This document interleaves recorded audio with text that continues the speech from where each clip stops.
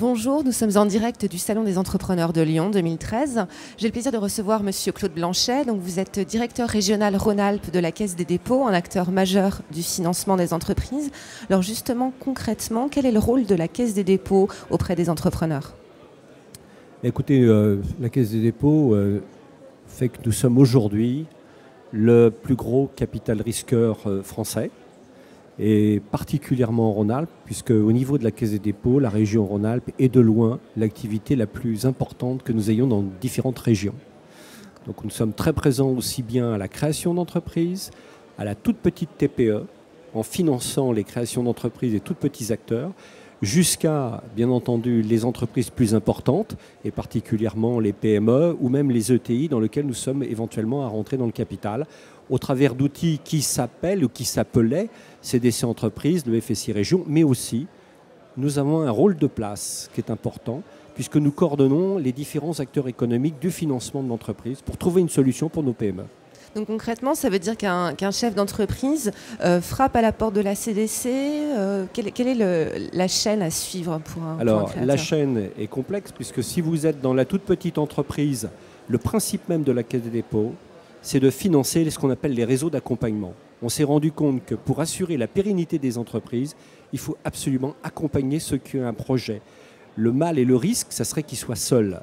Donc, on finance les réseaux type Entreprendre, type Initiative, Rhône-Alpes, etc., qui eux-mêmes, à ce moment-là, vont accompagner derrière ces chefs d'entreprise. Donc, ils vont frapper directement auprès de ces différents réseaux et ils ont l'appui financier de la Caisse des dépôts. Par contre, au niveau des entreprises type PME, ils ont la possibilité également de s'adresser à la Caisse des dépôts. Et la Caisse des dépôts a créé un outil de place en tant que tel, qui est une plateforme d'orientation financière où j'ai tout le monde à l'intérieur, et particulièrement le hub de la finance sous la présidence de Bruno Lacroix, qui est le président du Conseil économique et social, qui est un outil exceptionnel qui existe seulement en Rhône-Alpes.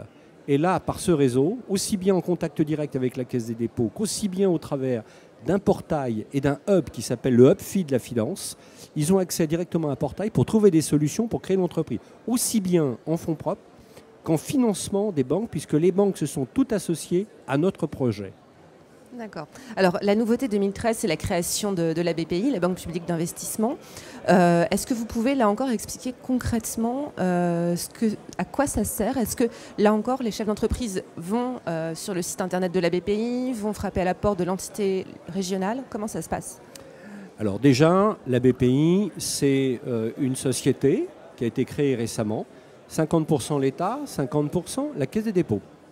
Vous retrouvez à l'intérieur de l'API des outils qui existent déjà. Donc vous avez Oseo en tant que tel, et vous avez également pour les activités de fonds propres, CDC Entreprises et le FSI qui a été créé par la Caisse des dépôts à l'origine avec l'État. Donc ces différents outils sont regroupés sous l'appellation BPI France en tant que tel, qui sera un outil en effet pour trouver des solutions pour les entreprises. Je crois que la BPI viendra renforcer l'activité d'aide aux entreprises, et particulièrement sous l'angle financier, puisqu'elle va être dotée de moyens financiers très importants, et pourra s'appuyer sur les structures qui existent déjà, dont j'ai parlé tout à l'heure, et qui existent déjà, et qui ne demandent qu'à être renforcées par l'appui de la BPI dans ce domaine. Donc les gens, le chef d'entreprise en tant que tel, peut continuer à s'appuyer sur tous les réseaux d'accompagnement, sur les plateformes d'orientation qui ont été créées, mais surtout également, ils peuvent s'adresser à la BPI en direct également. De toute façon, tous ces circuits, tous ces réseaux fonctionnent ensemble, sont tous coordonnés dans une structure de place. Et donc je dirais que la BPI vient donner des moyens financiers supplémentaires. Dernière question, les chefs d'entreprise ont parfois le sentiment que les banques ne jouent pas le jeu, ne leur prêtent pas suffisamment d'argent. On voit aussi que le capital investissement, il existe, mais la France n'est pas forcément très bien placée en ce domaine. Est-ce que vous partagez ce constat ? Écoutez, d'abord, le métier de banquier en France, c'est d'abord un métier prêteur. C'est un outil de taux d'intérêt de transformation de taux. L'activité fonds propres, en tant que telle, est en train de se développer, mais c'est vrai que les ratios de liquidité qui leur ont été imposés, plus les ratios de fonds propres, c'est-à-dire dans le cadre de BAL 3 en tant que tel, les pénalisent dans ce domaine. Or, en ce moment, on est en train, je crois, de revoir un peu ces actions.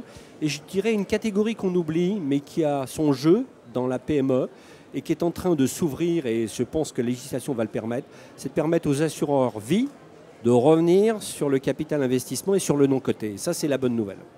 Merci beaucoup, Monsieur Blanchet. Merci.